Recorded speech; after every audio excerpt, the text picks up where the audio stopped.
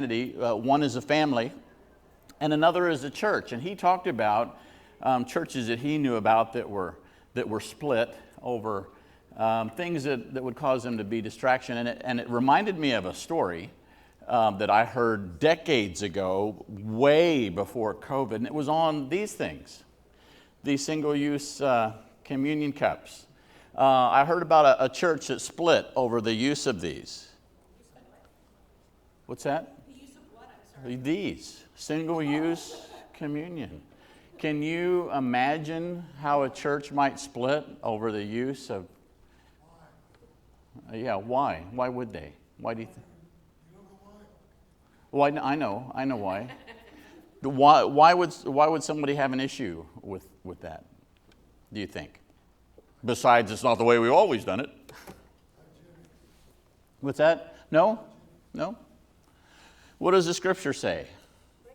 What do you read in the scriptures?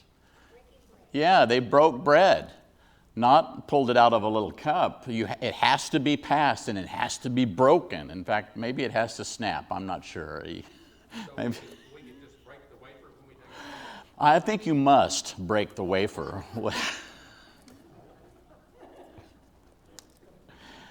Isn't that silly? I hope you think that's silly, because I think it's silly.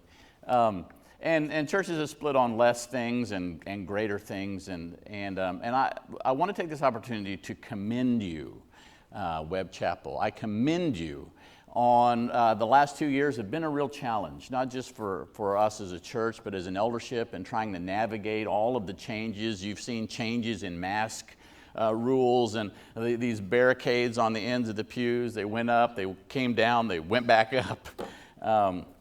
Even now we're navigated how and when and at what speed do we try to return to some level of normalcy. I am optimistic that at the end of this year we'll see us back 100%.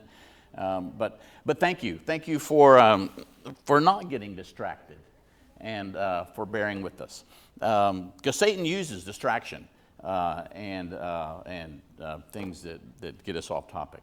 Today we are in lesson 9, which is chapter 17 of Seeing the Unseen, and the topic is, why does God let Satan hurt us?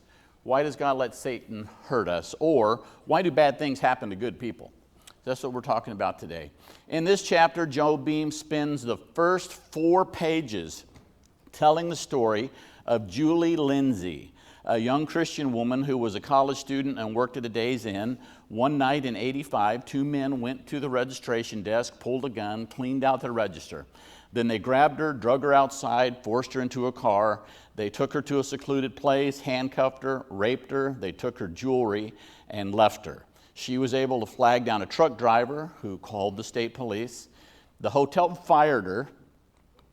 She dropped out of school. She had a hard time functioning for some time. The men were eventually caught. They were caught in her city, although they were traveling up and down the highway. They caught her in her city, which required her to testify. Fortunately, she didn't have to face them in the courtroom. She testified at their trial. They went to prison. A terrible, terrible ordeal. Julie now heads a nonprofit agency that works with victims of crime. She serves as a volunteer rape counselor. She has helped many people through her compassion and deep understanding of the emotions that victims feel. She's become a talented and effective speaker and dramatically affects the people who hear her. Many civic groups and churches have asked her to speak, and her story has spread worldwide. Julie does not have a single fond memory of that terrible night, but the blessings that the ordeal has brought her and those she touches far outweigh the evil that was inflicted on her. What do you think about that story? Why does somebody have to go through something like that so that many others can be blessed? Does it seem fair to you? Maybe the only way you can relate. Maybe. The only way that you can relate. Deeply relate. Yeah. Somebody else has gone through. Yeah. Yeah, somebody that is in ministry, it helps if they've had some experience with the people that they're ministering to.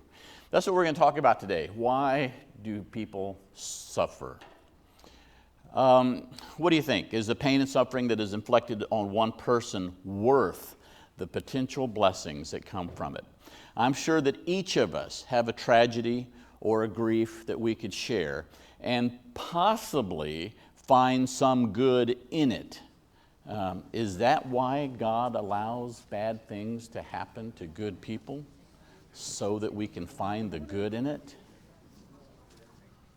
I'm asking. Yeah. I'm going to try to repeat what you say. We have a lot to get to, so there won't be a lot of discussion, but I'll try to repeat what you say. We don't have a runner today. Don? I think whatever bad that happens in someone's life, God can always help it. God can always find the silver lining, the good in the bad. Well, I read that book, Yes? and I agreed with it. I mean, Thank you, Paul. from the standpoint that, things happen.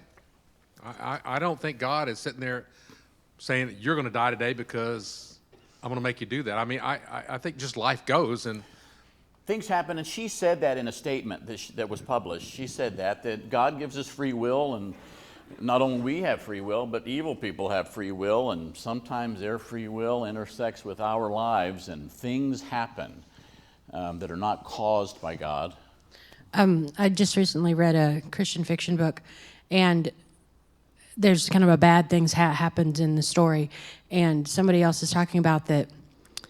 They compare it to Jesus calming the storm. We think about, that story, and we know that story, but what we don't think about, don't know about, and they called it little boats, or I kind of think other boats.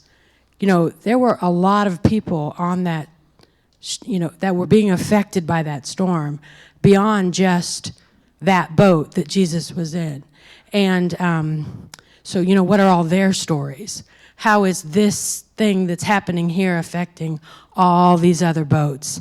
And, that happens, when we're going through something, but it's being, it may have these far-reaching effects that we just don't even have any understanding of.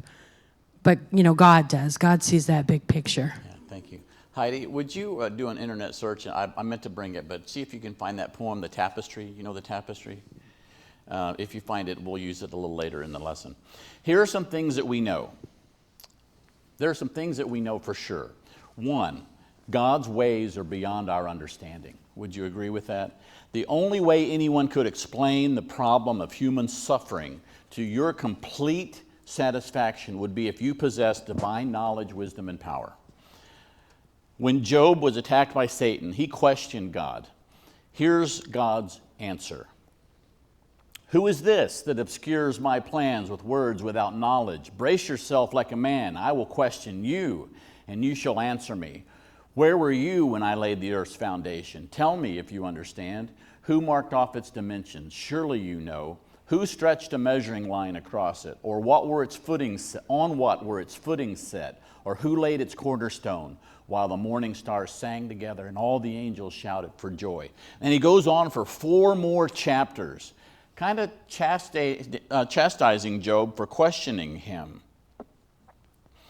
God told Job he had no right to question his judgment or doubt his love. God knows all, and he intervenes as necessary to accomplish his will. Do you believe that God intervenes to accomplish his will? Does God intervene in the affairs of man? Okay. What's that? I think he does. Okay. I think he does. I think he likes to see what we're going to do, like he Isaac and Abraham. You don't see what's going to happen to the last minute, then here it goes. I think he likes to see what's going to happen. Yes, he's going to see what we're going to do. There would be no use in praying unless we believe that.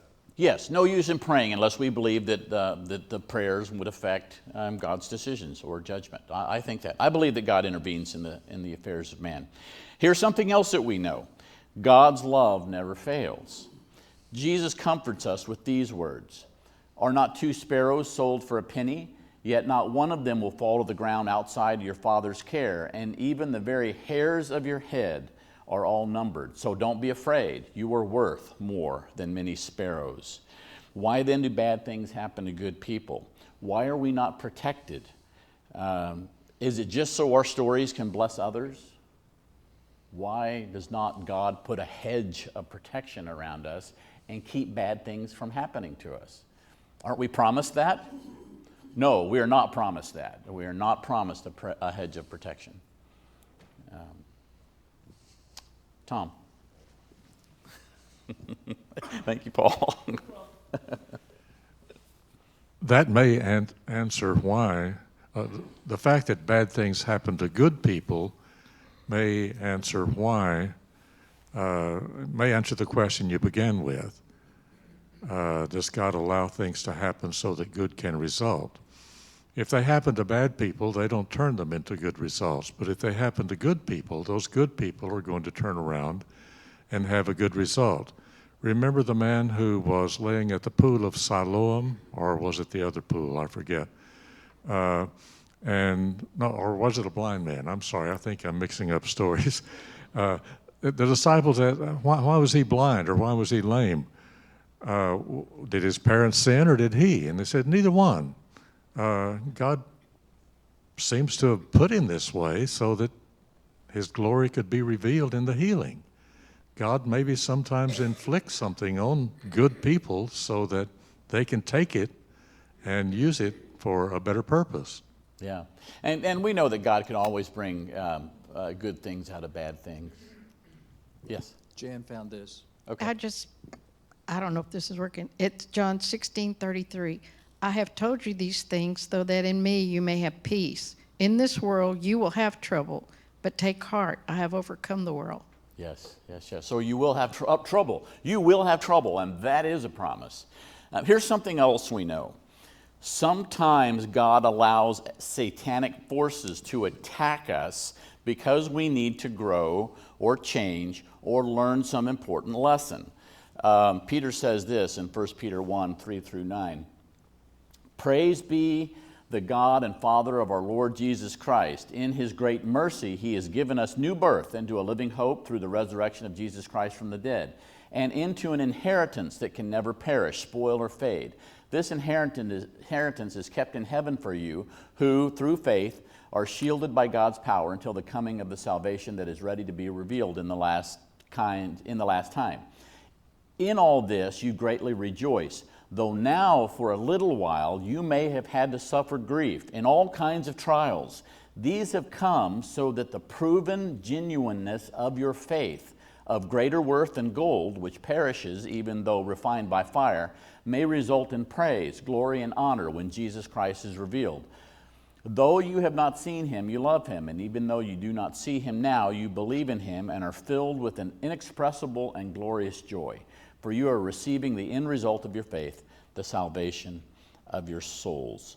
Peter says we should rejoice when we suffer grief in all kinds of trials, so that our faith may be proved genuine, and so that we give praise to Jesus.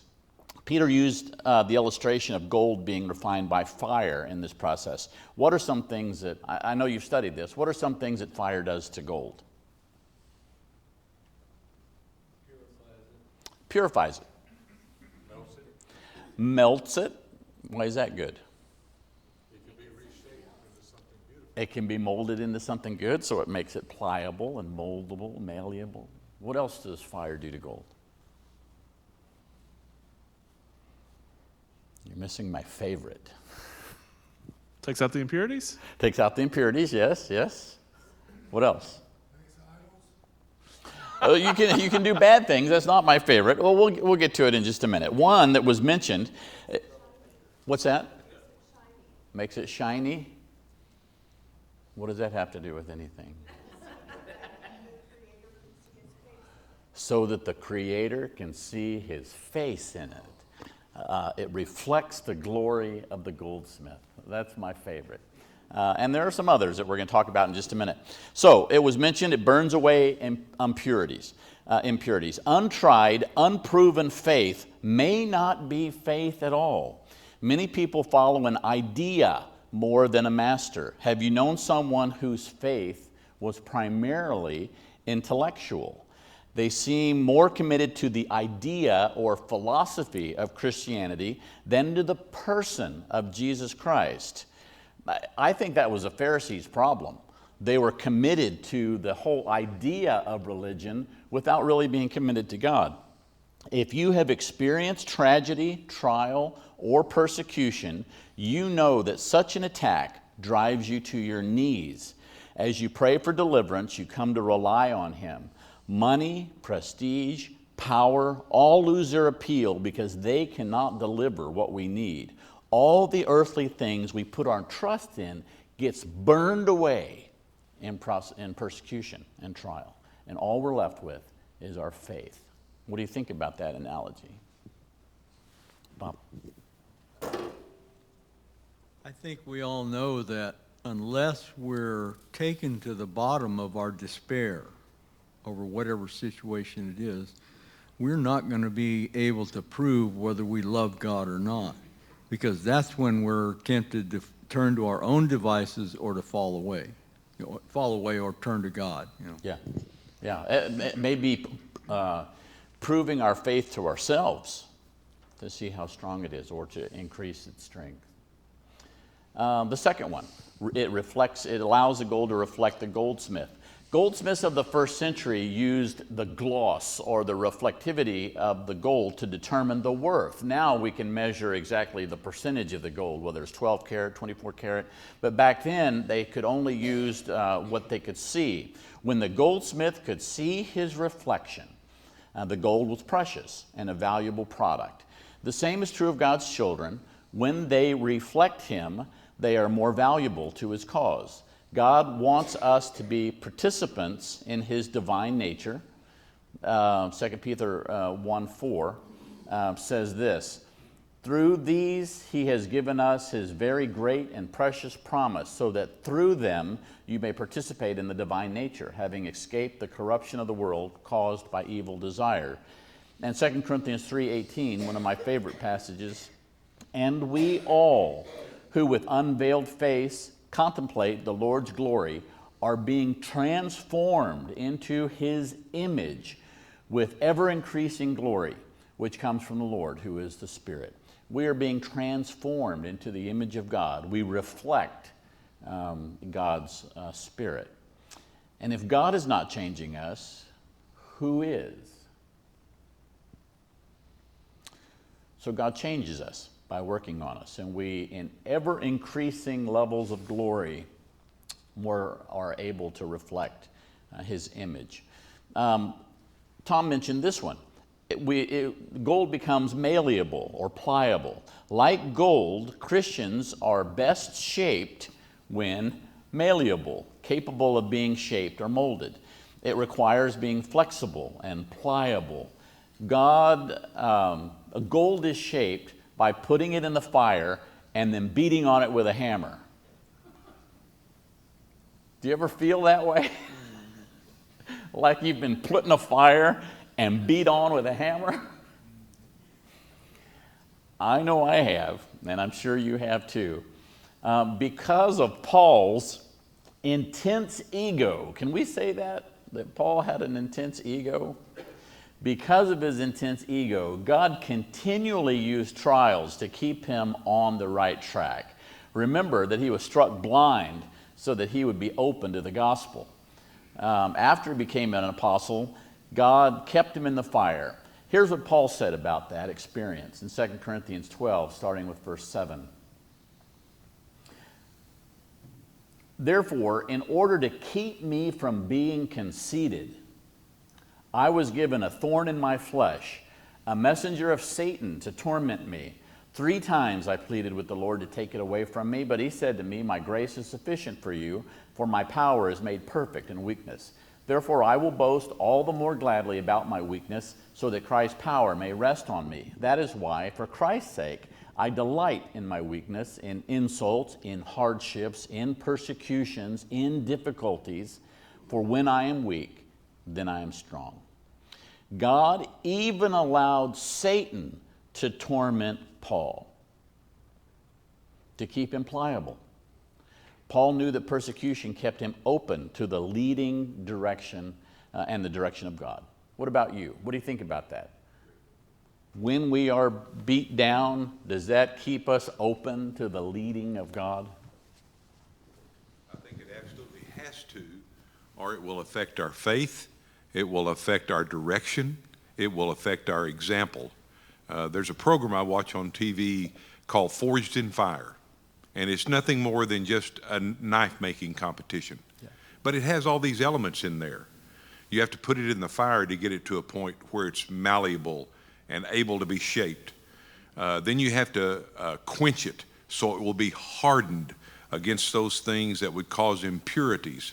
And then you have to get it to a point where people can see that it's actually a knife.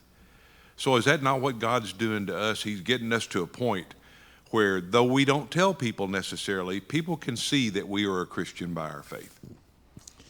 Yeah, people can see that we are Christians by our faith. The other point with Paul's thorn in the flesh too, we don't know exactly what that is, but scholars tend to think that it was his eyesight. Yeah. And if you look in Philemon, it says, "See, I write this with my own hand," Yeah. and the print was really big.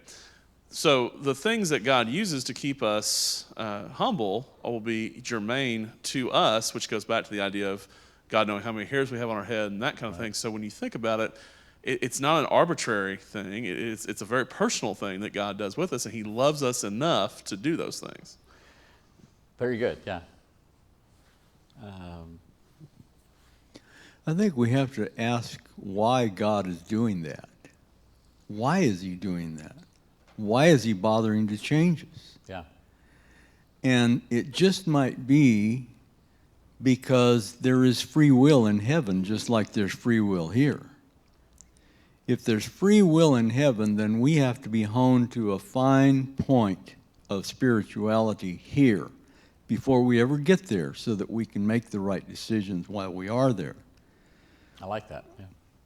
Yeah, keep that in mind. Why is God doing this to me? We'll ask that question at the end. What if we feel like he's not working on us? What's that? Crystal said, what if we feel like he's not working on us? Yeah, when things are going well, and God's not working on me, we should rejoice in that, shouldn't we? maybe not. Remember Job. Yeah. Have you considered my servant Job? I mean, it was a privilege that God thought so highly of Job. Think of it that way as well. Yes. And he blessed him in the end. That's right. Somebody said something that made me think of something a moment ago. I just recently had to go to a chiropractor for the first time for my back issues. I won't tell you what I thought of chiropractors before this, and my opinion isn't much changed after, but it does work. At least it worked on me, I will say. And all he really did was kind of tap me on the back with a hammer. But knowing where to tap, I think, is important. It's like the story of the guy that was brought in to fix a computer, and he came in and he put an X on the machine, and then he got a little hammer and he tapped it, and the computer worked, and gave a bill of $10,000. And he said, $10,000. I want to see an itemized receipt of that $10,000. And the guy said, okay, and he put $1 for chalk. $9,999 to know where to put the chalk. So when God puts us in the fire and beats on us with a hammer, I think he knows where exactly to strike. What do you think? To bring about what he wants to bring about. And he knows when. We're going to talk about that. Yeah. He knows the when. You're right. Another thing, and I don't think this was mentioned, maybe it was, another thing that fire does for gold is it increases its strength It makes it stronger. Goldsmiths make gold stronger every time they put it through the annealing process. Annealing is the process of heating, hammering, shaping, and then cooling. I'm sure glad the cooling part is in there, aren't you? Take the fire away for a moment and let things cool down a bit. It takes several steps to get the gold into the shape and strength that the goldsmith wants. Wouldn't it be easier on us if God would just tell us what he wants from us and we could just do it without the painful process? We tried that. he tried that?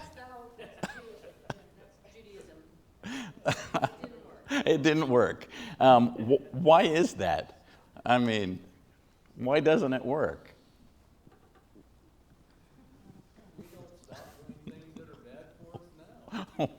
We don't stop doing things that are bad for us now, Well, Bob. something that just occurred to me is the purer the gold, actually the softer it is. Yeah, So on one hand, it's pure gold, yeah, which is what God wants, yeah. but it's more easily scratched, and it can lose its luster by scratching, and it can be deformed. I don't know why I said it. It's just a thought. Well, it is a thought. And the thing that made me think of is don't ever look out the window of an airplane when you're in turbulence, because the wings go like this. They do. Because they're stronger if they can give a little bit, just like a tree. So wasn't it Solomon that made many, many thousands of shields for his soldiers out of pure gold? I guarantee it was just for show. I mean, for ceremony, it never would have stopped a sword. Yeah, interesting. So it increases strength. When a bone breaks, it heals stronger than it was. We tear down muscle when we exercise so that when it comes back stronger. None of us enjoy pain, but every Christian that has suffered has gained strength because of it. Is that true?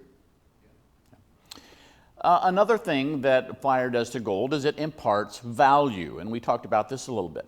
The process must continue if you want to become more valuable. A pound of steel can be turned into horseshoes or hypodermic needles.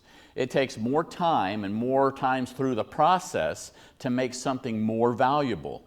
Each time we go through trial, we become more valuable, more refined. The goldsmith must remember not to make the fire too hot. And he must allow the gold to cool in the end of each process. And there is comfort here. Let's look at 1 Corinthians 10:13. No temptation has overtaken you except what is common to mankind, and God is faithful. He will not let you be tempted beyond what you can bear. But when you are tempted, he will also provide a way out so that you can endure it. And in 2 Corinthians 1, starting with verse 8, we do not want you to be uninformed, brothers and sisters, about the troubles we experienced in the province of Asia. We were under great pressure, far beyond our ability to endure, so that we despaired of life itself. Indeed, we felt we had received the sentence of death, but this happened that we might not rely on ourselves, but on God, who raises the dead. He has delivered us from such a deadly peril, and he will deliver us again. On him we have set our hope that he will continue to deliver us as you help us by your prayers. Then many will give thanks on our behalf for the gracious favor granted us in answer to the prayers of many. So, though the pressure seems great and you think you will not endure, God delivers, and he delivers again and again and again. And we go through the process again. Yeah. Greg, all this talk makes me remember that video that you put up one time during Bible class with the two guys, one's chipping God's chisel. on the other guy, and he's like, that hurts. Right. And the other guy's like, well, I'm just taking away something bad from you, and it was a very A good analogy, a good video. Yeah, God's chisel. Yeah, the chisel hurts, doesn't it? But it makes us into the image of God. Or another analogy is the pruning of the vine, the pruning of the bush. It's painful. Heidi, did you find that? Okay.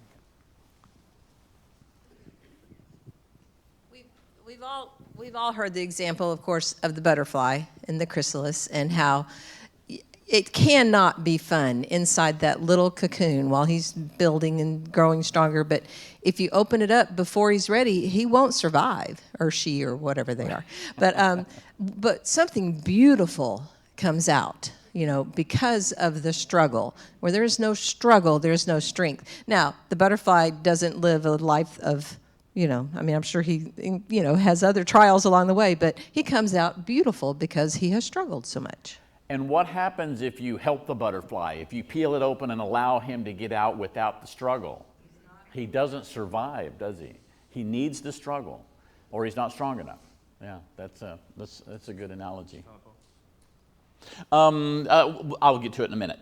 So it imparts value. God will never let the fire get so hot that it ruins or destroys us. And remember that the goldsmith can't allow the gold to cool too quickly, or it becomes brittle. Sometimes we want immediate deliverance from our trials, but that would not be what is best for us. Ending trials too quickly may not allow for the lesson to be taught. What do you think about that? Even the cooling has to be timed, or it's not effective. Joe Beam says there's 2 reasons for suffering. There may be more than this, but these are 2 that he mentions at the end of this chapter. 1, sometimes we suffer for our own growth and spiritual good. Okay, we've talked about that at length. Sometimes we suffer for the good of others, like Julie in the opening story that was allowed to bless and minister to hundreds of thousands of people. What do you think about that? Is sometimes our struggle for the good of others?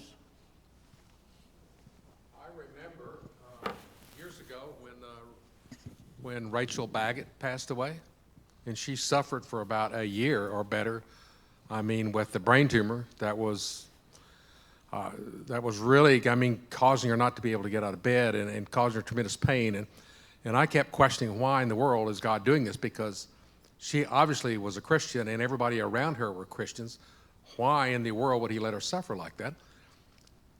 And I continued to question it until I read her blog or whatever they had set up, and that 13,000 or 14,000 people responded to it that were learning from her faith, her strength. So I said, I don't think I'll question God as far as his whatever he does to people anymore. Yeah. I'm sure we could all tell stories of trial and what good came of it.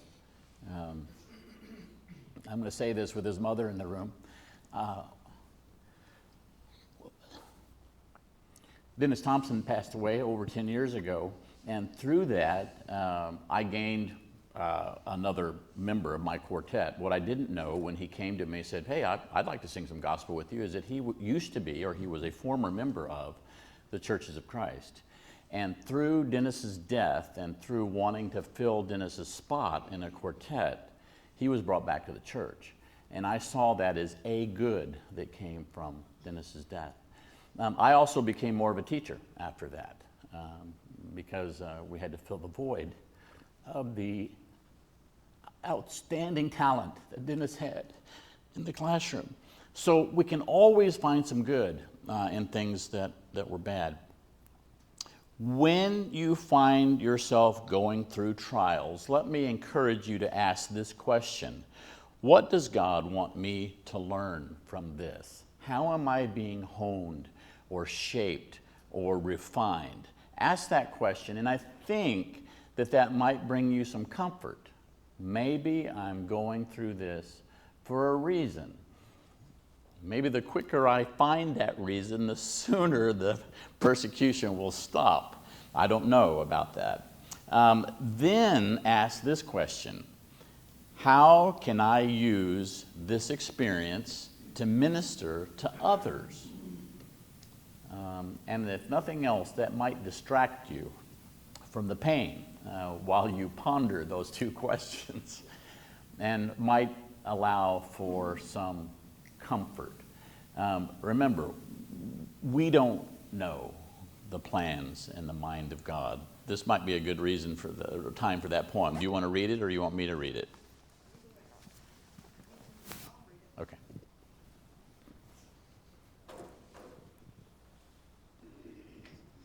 this was what I didn't know is this is written by Corrie ten Boom, who was a Dutch lady who was in concentration camps in World War II. My life is but a weaving between my God and me. I cannot choose the colors. He weaveth steadily. Ofttimes he weaveth sorrow, and I, in foolish pride, forget he sees the upper, and I the underside. Not till the loom is silent and the shuttle cease to fly will God control the canvas and reveal the reason why. The dark threads are as needful in the weaver's skillful hand as the threads of gold and silver in the pattern he has planned. He knows, he loves, he cares. Nothing this truth can dim. He gives the very best to those who leave the choice to him.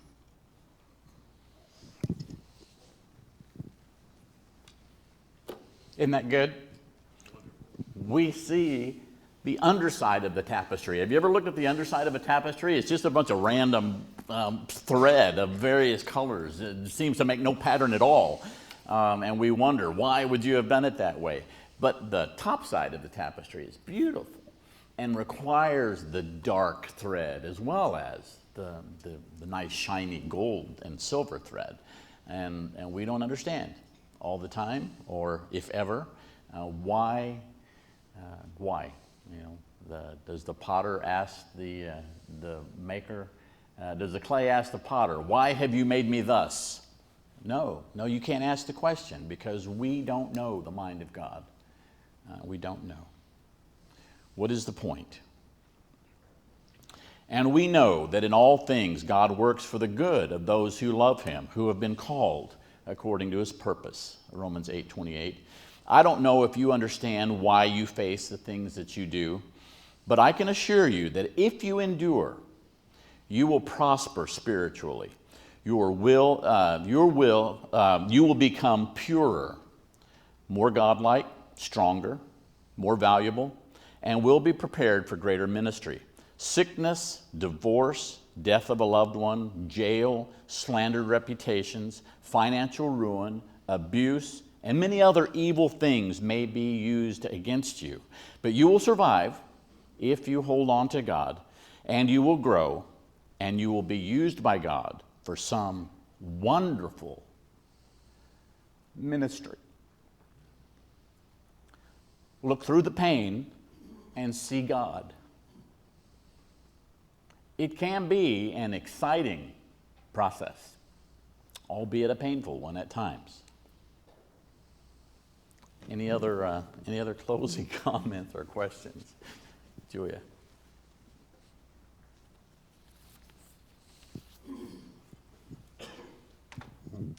I'm still going back to the original talking about Job and then God's response. Some of you know this in my life and my family, but our granddaughter went through some of the same things you mentioned about Julie, and it started as a minor. She was having some difficulties, and the youth minister reached out to her, and then it turned into other things. He controlled her mind and her body, and he did that by threatening suicide. And it was graduation time, and we all strongly feel God intervened. It came to light. It took a few months for her to settle in with how she was going to take this part of her life. But through all of it, she never blamed God. She was able to articulate, I wrote this down because I knew I wouldn't be able to do it without crying. She articulated this, that it was the man's evil desires. She was able to read this to him in court via Zoom. But like I say, not once did she blame God, nor did the family. That's where I think we have to be so careful about anything that happens to us, that it's not God. It is the other things in our lives. And she now, like the young lady you're mentioning, She will be on doing an internship with Flower Mound Police Department. Her goal, she's at Harding, her goal is to work with young ladies that have gone through this. So yes, God does work through us, but it's how we decide what we're gonna do with that. Because we all have, most of us have had these things in our families or ourselves where there's been difficulties, and we have to work through it. And God does help us. Yeah, yeah. Thank you for that story. Wonderful. There's hardly a day goes by that I don't think that every time, why did we even bother to go through all of this, God? I've come to the final conclusion through all I've learned. I don't get to have all the answers, and I'm never going to have all the answers, but I will get the answers one day. So you live by faith, and you do good, and you do the best you can. Yeah, I'm going to tell you one thing. I have a mother who was beat horrifically by her alcoholic father. She never learned. She never got over the hump. She still fights with herself today. And I feel so sorry for her because we don't have a relationship anymore because of it. So if you don't learn from it, you're not going to get it. That's what mistakes are good. They're there to help you teach. They're able to teach you to be a better and a better and a better person. So try to look at the positive side from that too. Things in life are meant there to be learned. Yeah. Remember the two questions. What do I need to learn from this? Or how is God trying to change me in this? Or how can I minister to others through this process? Because if you don't learn, it might be repeated. And we don't want that. Yeah, Greg, let me ask you a question. The statement that God never lets you be tempted beyond what you can bear. I know you've always read about people that were Christians and something bad happened in their life. I mean, they lost somebody they dearly loved or whatever, and they blamed God, and they drifted away. Would you say that they probably were never Christians to begin with? Or they weren't strong enough in the faith to withstand what they were going through? I'm curious. Oh, that's a good question, and I can't not one that I can answer. Were they never Christian in the first place? I don't know, but I believe this, that we have free will even in how we respond to persecution, and we know people that lose their legs in war and become destitute. Other people lose their legs in war and become an Olympian. They respond differently to the same trial, and we have a choice about how we respond to trial. We get to choose. Do we blame God and fall away, or do we? I don't ever run this much. Doing a great job. So we've been talking a lot about things happening to us, trials happening to us, but doesn't Jesus ask us to step into the refining fire? Isn't that what discipleship is all about? I mean, if we study what Jesus, the example he gave us and the commands he gave us, they're not easy. You know, they're countercultural. They're hard. They ask us to sacrifice. They ask us to do things that put us, you know, potentially in being, like Paul talked about this morning, persecuted, you know, by our community and by people in the outside world. But, you know, I think if our lives are comfortable, we have to ask ourselves, are we really, I mean, how much are we challenging ourselves by following Christ? Where have we gotten too comfortable? You know, I think we can handle the trials and tribulations that come to us a lot better if we've actively been, you know, working on the spiritual disciplines, really, you know, been thinking this week about, you know, that Kyle Idleman book, you know, Not a Fan. Yeah. You know, it's real easy to be a fan of Jesus. He's great. Look at all these things he did. I'm not going to do that. You know, that's not what Jesus asked. He asked us to be a disciple, not a fan. Yeah, and we exercise our faith, and exercising is sometimes difficult. I mean, who wants to be a runner or a weightlifter?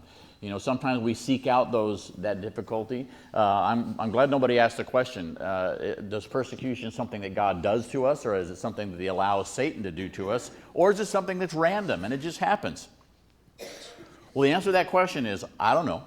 I mean, trials and tribulations come from a lot of places. I'd recommend, again, I talked about this in a sermon a couple weeks ago, but there's a great book, it's a very easy read, called Hind's Feet on High Places. It is an allegory of the book of Habakkuk, and The main point of the book is the journey of the main character named Much Afraid to the high places.